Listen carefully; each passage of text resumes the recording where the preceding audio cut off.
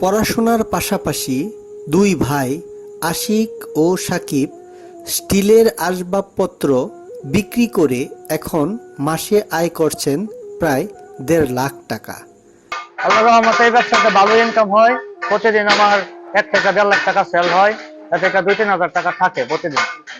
৫ মাস হয় ময়মনসিংহের গফরগাঁও উপজেলার মুখির ব্রিজঘাট বাজারে ছোট ভাই সাকিবকে নিয়ে শারীরিক প্রতিবন্ধী আশিক স্টিলের আসবাবপত্র তৈরির কারখানাটি গড়ে তোলেন। পড়ালেখার পাশাপাশি আমার বাড়তি ইনকামের সোর্সের জন্য আমি এই ব্যবসাটা চালু করছি। তাদের এই মুখির ব্রিজঘাট বাজার থেকে প্রতিদিন ১৫০ থেকে ২০০ স্টিলের আসবাবপত্র যাচ্ছে দেশের বিভিন্ন স্থানে।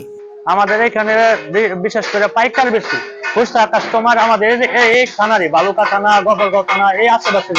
কিন্তু পাইকারি সেলটা হয় আপনার মাওনা, চৌরাস্তা, শ্রীপুর, গফরগাঁও, বর্মি বাজার, টুক বাজার, হোসেনপুর বাজার, এই ধরনের বাজার, ত্রিশাল, এরকম বাজারে আমাদের পাইকারি সেল হয়।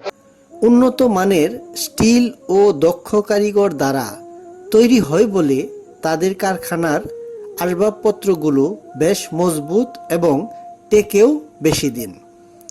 আমাদের এইখানে বগুড়া থেকে, রাজশাহী থেকে, জামালপুর, বিভিন্ন জায়গার কারিগর আসে, কারিগররা কাজ করে। আমরা নিজেদের তত্ত্বাবধানে নিজেরা দেখে খুব সুন্দর করে মজবুত চাং বানানো হয় আর কি। আশেপাশের ৫-৬ থানায় আমাদের মাল সাপ্লাই করা হয়। এগুলো আল্লাহর রহমতে টেকসই, আপনার প্লাস্টিকটা ভেঙে যায়, এগুলো ভাঙার কোনো অপশন নাই, বুঝছেন। এগুলো প্লাস্টিকটা কি ২০০ বছর প্লাস্টিকটা টিকে, কিন্তু এগুলো হচ্ছে ৫০ থেকে ৬০ বছর। তাদের ওই বাজারে তারা ছাড়াও তার এক মামাতো ভাই ও মামা দীর্ঘদিন ধরে ব্যবসা চালিয়ে যাচ্ছেন। আমার মামা, উনি প্রায় ৫ বছর হয়েছে চালাই যেতেছে। ওই আমার পাশের ভাই, আমারই মামাতো ভাই, উনি করতেছে এরকম ৩-৪ বছর যাবত।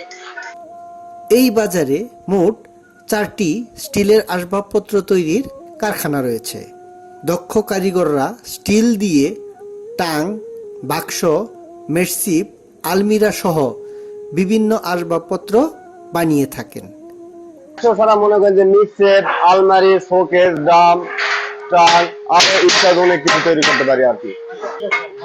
এগুলো হচ্ছে অরিজিনাল জাপানি কালার, বুঝছেন। এগুলো হচ্ছে জং ধরবে না, এগুলো অনেকদিন টিকসই। আপনার প্রায় ২০-২৫ বছর তো কোনো কথাই হবে না। এগুলো রঙের দিক দিয়ে কোনো জং ধরবো না এই সিট দিয়ে মাল বানাইলে। কাজগুলো অনেক সুন্দর এবং যে টাঙ্গুলো বানানো হয় এগুলো অনেক মজবুত হয়। এই ব্যবসায় যেমনি তারা লাভবান হচ্ছেন, তেমনি অনেক যুবকের কর্মসংস্থানেরও সৃষ্টি হয়েছে।